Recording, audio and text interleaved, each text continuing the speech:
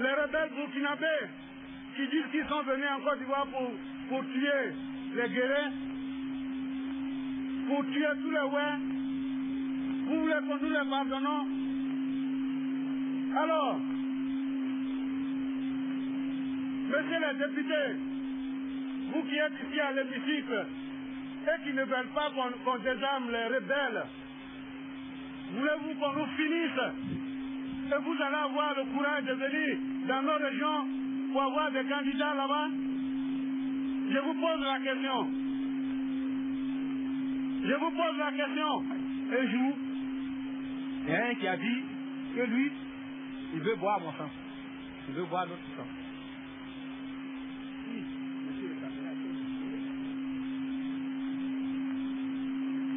Et il a pris le sang. Le gars prenait le sang pour boire. Et ce n'est pas fini. Moi, en tant qu'un gars,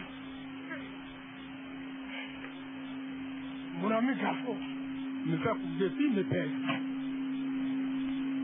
En me disant de la paix, lui, son pénis, c'est Kaya quand même.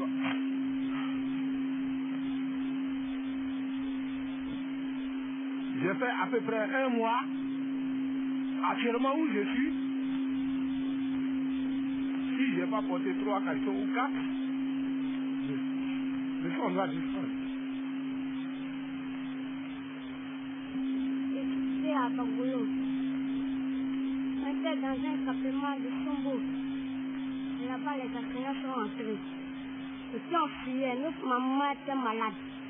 Avec notre femme, on a laissé notre maman au campement. Les enseignants sont venus, ils ont tué notre mère. Quand on était dans la bouche, notre mère était morte. Maintenant, on était dans la bouche là-bas.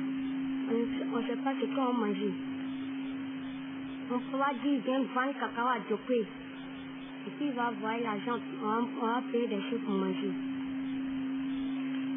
Où il est allé vendre cacao, c'est là qu'on l'a tué sur la route encore.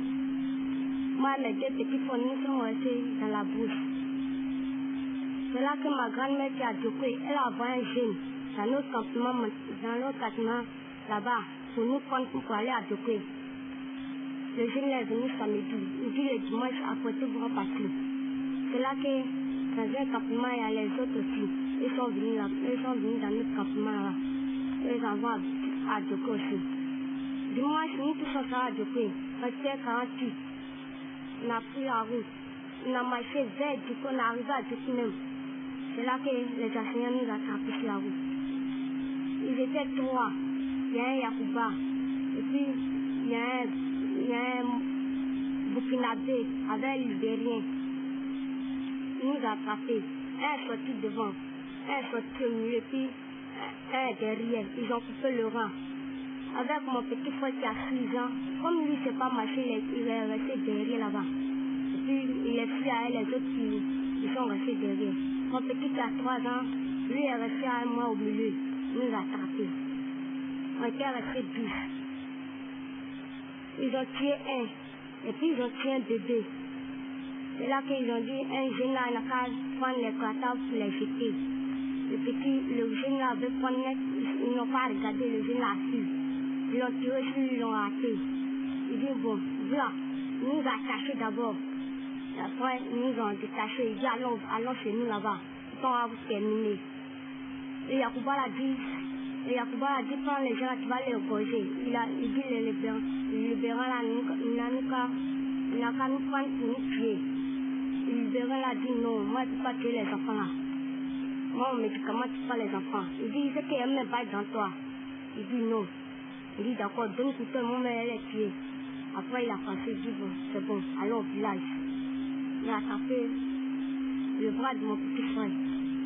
On a marché jusqu'à on est arrivé sur la route, maintenant, il dit, bon, courez. C'est quelqu'un qui ne sait pas courir, c'est quelqu'un qui ne sait pas courir ici, on va le tuer.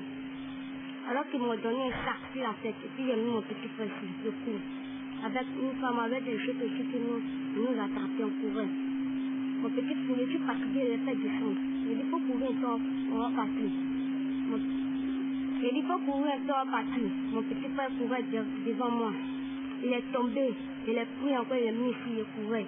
Après, il est tombé encore. Il est pris encore, on courait. Arrivé devant le petit, il est tombé encore. C'est là que le Kubala a dit, bon, pour toi, est terminé. Avant le petit, il allait tuer. Ils ont pris mon petit frère, il dit, allez coucher, vous là. Je me suis couché, ils ont pris mon petit frère, ils l'ont égorgé. Il dit, bon, le reste, prenez les bagages, on va partir. Il y a un petit parmi nous aussi, lui, il ne peut pas courir. Il dit, bon, toi, tu ne sais pas courir. Il dit, toi, tu ne sais pas courir, on va te tuer. On dit, le petit là dit, pardonner, il sait courir. Il va courir. On dit, il va te tuer. Il dit, pardon, il dit, d'accord, allons. On est arrivé devant, il y a une grande rivière. Ils ont pris le petit, ils l'ont jeté dans l'eau là. Le petit ne sait pas nager. On a laissé le petit, on est parti dans le village.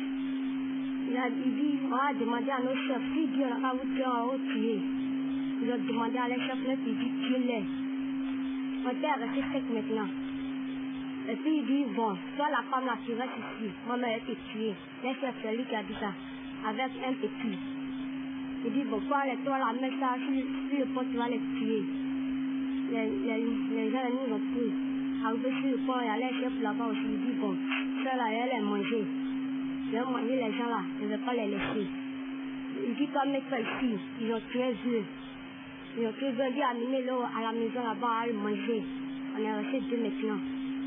Le coton là pleurait. Il dit, le coton là pleurait maintenant. Il dit, bon, comme on fallait finir, on va prendre le couteau, on va égorger le petit là.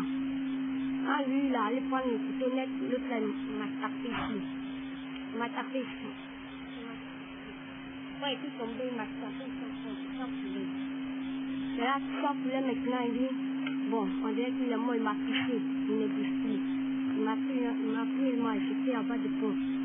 L'autre là, il n'était pas sûr, ils ont tué le coton là. D'abord, de pont là-bas, je suis tombé dans l'eau, mes pieds sont dans l'eau. Et puis, ma tête sur les herbes. Pendant les 4 heures du matin maintenant, puis je me suis levé. Je suis coulé partout. Et puis, je me suis levé, je suis rentré dans les herbes maintenant. C'est là-bas qu'il a dormi. J'ai fait 2 jours dans la brousse maintenant. J'ai marché jusqu'à ici, sorti sur la route de Djoko là-bas. Il y avait 2, 3 routes. Je ne sais pas ce qu'il y a prendre. Il pris l'autre là. Et puis, sorti chez les Burkinabés encore.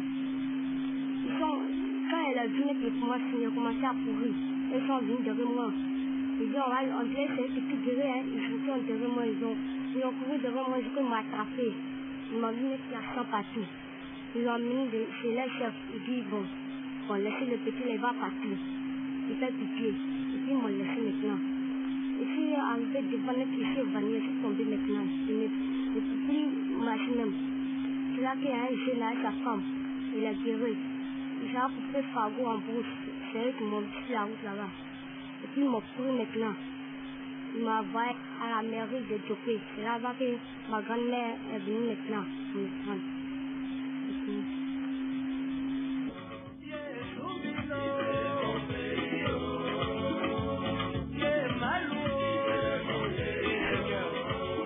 Je regrette mon passé et que mon présent m'inquiète.